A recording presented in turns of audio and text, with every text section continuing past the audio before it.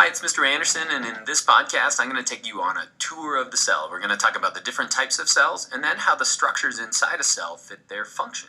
First thing, though, that we need to talk about is why cells are small. The reason cells are small is that material moves into a cell through a process called diffusion. So oxygen gets in that way, and carbon dioxide is going to move out in the same way. And so it would take a long time for material to diffuse into a cell. And so what we can do is we can actually make that volume the same, but we can increase the surface area. And now the distance that material has to move is actually relatively small. And you also might think to yourself, well, why aren't they infinitely small? Why aren't they really, really tiny? Well, the reason why is that the material inside a cell, the information inside the cell, like the DNA and the machinery of the cell, has to be able to fit inside the cell. And so there's like a perfect sweet spot in size for all the different types of cells that we have. Another thing I want to talk about is cells are not boring. When I grew up, I had this idea that a cell was like a bag of jelly and you had stuff like a nucleus inside it and it would essentially float around. This is probably perpetuated by biology teachers always assigning like an edible cell assignment.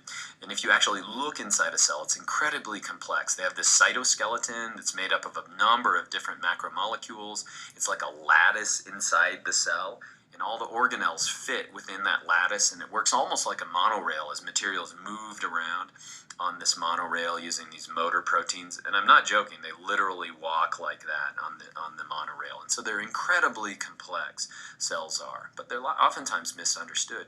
And they were totally invisible to scientists until we invented the microscope. In other words, we couldn't see them. If you look at your hand, you can't see the cells. And scientists couldn't see them either, so they didn't know what was going on until they discovered it and invented the microscope. Comes in two different types. You basically have optical microscopes and then electron microscopes. Optical microscopes use light and lenses to magnify the image. If you've ever used binoculars and then you turn it upside down and hold it close to your hand, you actually have a real simple microscope. And so that's the way that they work. If it's an electron microscope, what they're using is a number of magnets, and those magnets will be used to focus electrons, either through an image or bouncing it off an image. So we've got transmission and scanning electron microscopes. How does this work? Well, a quick demo would be to take a big magnet and hold it really close to an old television or your computer screen. Don't do this.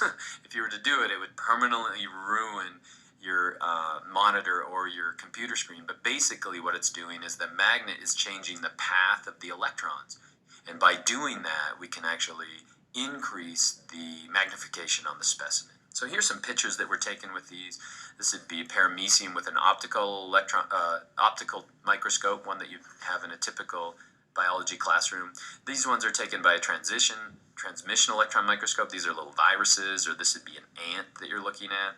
Now these two are dead because the material, in order to look at it, the process is actually going to destroy it. In fact, here you have to put a thin layer of metal on it that we can bounce it off on a scanning electron microscope. And so the future is electron microscopes, but it's also what are called fluorescent optical microscopes. So we're coming up with these beautiful fluorescent dyes. You saw one on the first page in this podcast. And that we can stain material that can stay alive. I even saw one stain this last summer that was a live dead stain. And so you would stain it and it would show you all the cells that were alive at that point and dead at that point. So really cool. We're getting some great visualization of the cell. First thing you should know is there are two major types of cells. We have what are called prokaryotic cells and then eukaryotic cells. Prokaryotic cells are going to lack a nucleus. They're before the egg, if we break down that word. So there's going to be no nucleus. Eukaryotic cells are going to have a nucleus. What types of things are prokaryotic? Really only two things. Bacteria are going to be prokaryotic, and then the archaea bacteria, let me try to spell that correctly, are going to be prokaryotic. Eukaryotic are going to be things that you think of as alive, that aren't microscopic. Things like plants, animals, fungus, protists, things like that that are really, really large. And the scale is bad here because if I were to scale it right, the bacteria would be about the size of this mitochondria. So these are really, really small, but there are some similarities between the two. In other words, all cells are going to have nucleic material, so they're going to have DNA. All cells are going to have a cell membrane around the outside, some form of cytosol on the inside, and they're also going to have ribosomes. Now, they may differ, but all cells are going to have those things. As we move to eukaryotic cells, let me go back again, then we're going to have organelles. So we're going to have organs within the cell that you're familiar with, like a mitochondria would be an example of that. And so basically, prokaryotic cells are simpler. I'll talk more though about them when I talk about bacteria, but most of the time in this podcast I'm going to talk about eukaryotic cells. This would be an animal cell, I can tell right away.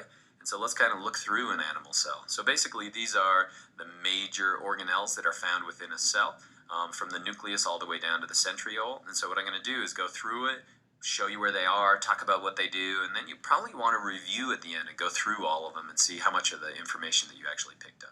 So let's start with number one, and that's the nucleolus. Nucleolus is going to be found within the nucleus. And I used to be confused on how this actually works. What they do is all the chromosomes that are within the nucleus, what they do is they put all of their genes to make ribosomes in one area within the nucleus.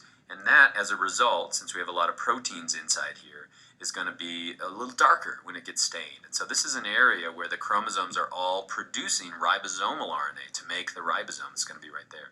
It's kind of a two-step process. So basically what happens is in this area, they're going to produce ribosomal RNA. It'll roll out here to actually build some of the proteins using ribosomes outside of the cytoplasm.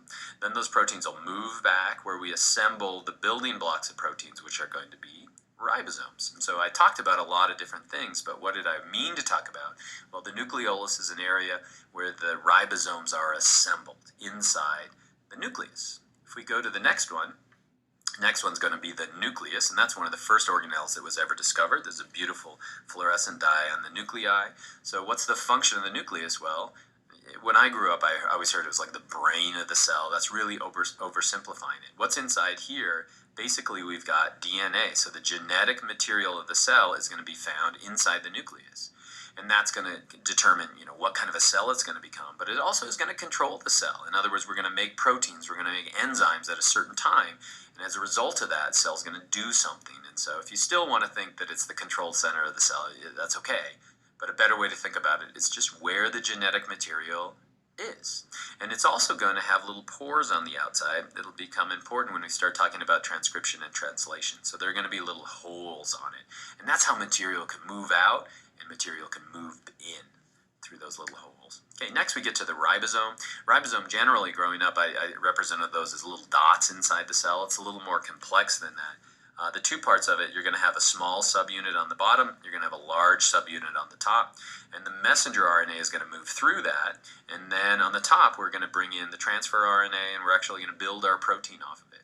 And so the function of the ribosome is going to be to build proteins, and prokaryotic and eukaryotic have different ribosomes, and that's how some of our antibiotics actually work. Vesicle is a broad term. Vesicle basically means a membrane-bound container. And they're really, really small, and sometimes they're really, really big. So a vacuole would be an example of a vesicle. And they move material around. Depending on what they do, like a transport vesicle would move material around. Next we get to the level of the rough ER, the rough endoplasmic reticulum. It's actually a membrane that is continuous with the nucleus. And so we've got this folded membrane that comes out from the nucleus. You then have ribosomes that are sitting on the outside of it, and that's why it's called rough ER. I like to think of this as the factory inside of a cell. And so basically what you're going to have is this membrane. So we've got a membrane like this, and then you're just going to have a ribosome that sits on the top of it.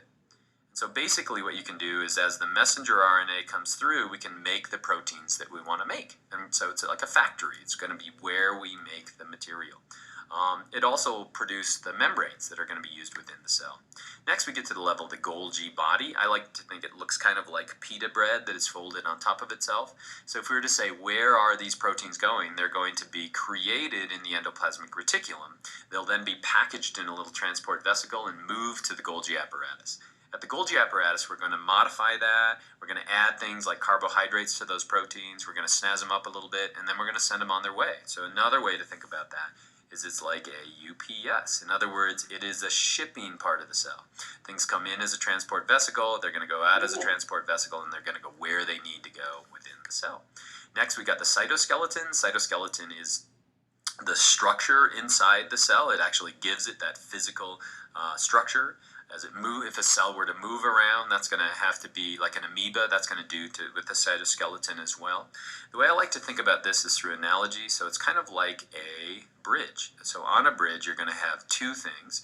Those are going to be supporting the bridge, but then you're going to have these really thin wires that attach it up, like on the Golden Gate Bridge.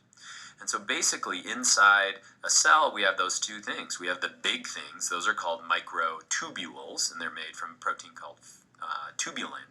And then we have these really thin things, and those are called microfilaments. And what the big things, the microtubules, do is they provide compressional support, just like the weight of the bridge is supported by them. And then those thin microfilaments are going to provide tensional support. And so if you think of a cell like the Golden Gate Bridge, but kind of inverted inside it, that's a good way to think about what a cytoskeleton is. Next, we get to the smooth ER. What's it missing? Ribosomes. What's it producing? It's going to produce a lot of the lipids, cholesterol, things like that in a cell. It also is really, really important in detoxification, so breaking down toxins. And so if you're an alcoholic, hopefully not, but if you're an alcoholic, basically the more you drink, the more your body's going to build up smooth ER inside its cells. So you're going to have to drink more and more and more. Next, we've got the mitochondria. Mitochondria, you know, is the area where we're going to generate energy. What's really generating? That's going to be ATP in the form of ATP. It basically has a folded membrane inside a membrane. It looks a lot like a bacteria, and that's because scientists think that they became parts of our cells through endosymbiotic theory. In other words, they became parts of the cell, they produce ATP for that cell, and then they get a place to live. What's some evidence for that? Well, they have their own DNA. They produce on their own through binary fission. And so it's pretty much accepted as biological fact. Now we have the vacuole. Vacuole is going to be something that we find inside plants, not in animals generally, large vacuoles. And in this plant cell here, what it's doing is it's storing water. So it stores that balance and pressure, that turgor pressure that keeps the cell properly inflated. Some protists will actually have a contractile vacuole that can pump water out when they're living in a freshwater environment as well. We've got vacuoles, but they're really small in general in animals, and they're used for like endo and exocytosis. Next, we got the cytosol. The cytosol you can think of as like the dissolved material, so it's the fluid, but it actually contains solutes inside it. We used to think that was about it, but what we're finding is there are concentration gradients within the cell, and so even the cytosol itself is pretty complex. Next, we go to the level of the lysosome. The lysosome is going to be, sometimes it's been coined as like the suicide sac. What does it really have inside it? It has these digestive enzymes inside it, and it's contained within this membrane. And so basically what we can do is we could have that go next to another vesicle that has material that we want to break down, and those digestive enzymes will go in there and it'll break it down. Or, where it gets its name from, is if we were to pop this lysosome, basically what happens is those digestive enzymes would go throughout the cell and would kill the cell, dissolve the cell. And so the process of apoptosis, where a cell kills itself, is a product of lysosomes. And finally, we have the centriole. Centriole is part of what's called the centrosome. And basically, it's important in positioning within the cell. So depending upon where the centriole is, it's also going to set up where's the nucleus going to be and where the other parts of the cell are going to be. It's also important as a cell divides, it's going to be, as it migrates to either side, it's going to initiate the formation of the spindle. And the spindle is going to be attached to the chromosomes and going to pull it to either side. And so we have those, but if you were looking to higher plants, they don't have centrioles, and their role is somewhat undefined. And I think we could say the same thing for all of these, that we really have an idea of what they do, but they probably do lots of other things that we're really not familiar with. So this is where the podcast becomes scary. I'm going to make all those terms disappear. And basically, if you hit pause, could you go through at the beginning and list, what is number 1? What is number 2? What is number 3? What is number 4? What does number 1 do? And if you can't do that, you really don't understand it. And working with kids in class, what I found that when you're trying to learn the parts of the cell, sometimes it's easier to just build some flashcards and go through the flashcards. Because if you can't get it right now, then you don't got it. And so that's a tour of the cell, and I hope it was fun, and I hope that was helpful.